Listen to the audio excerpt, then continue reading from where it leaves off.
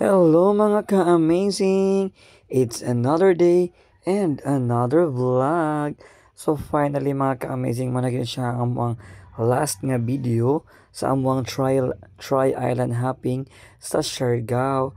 So karon mga ka-amazing, padulong mi sa Guyam Island. So itawag siya Guyam kay gamay din ingon tong tour guide ni is Ants Island daw. Kay sa unang panahon mura siya lamigas nga tipok-tipok ang sa pasabot niya to. O kaget siya akong lamigas sa imong isla. Ana lugar. By the way mga ka-amazing, doon lang jud kay mi sa Guyam Island and sa tanan isla sa Siargao kani akong pinakaganahan. Kay not kay siya porma, cute siya dayon, amazing para sa ako. So mo ni siya padunggo nami.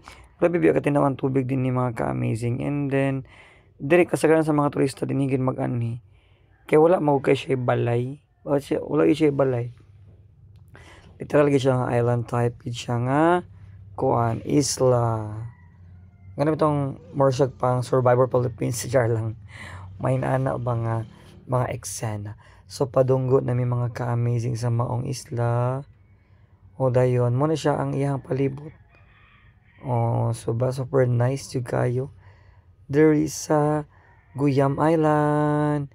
Siyempre, kauban nga po nako ako mga guest ang Bangkong family from Malitbog, Bukidnon.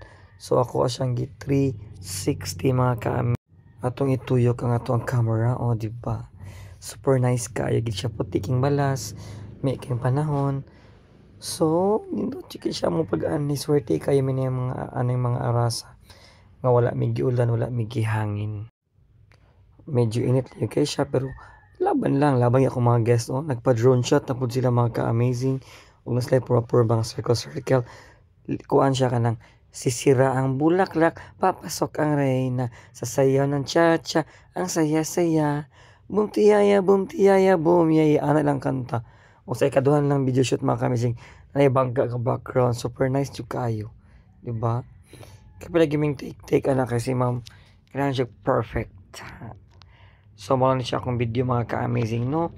Kay mangulit na may adlaw kay kadili mag sa barko nga dili mi mabiyaan pero ang hindi nabiyaan gyapon ay na-reschedule gyapon. Yes na lang. Thank you so much for watching mga ka-amazing.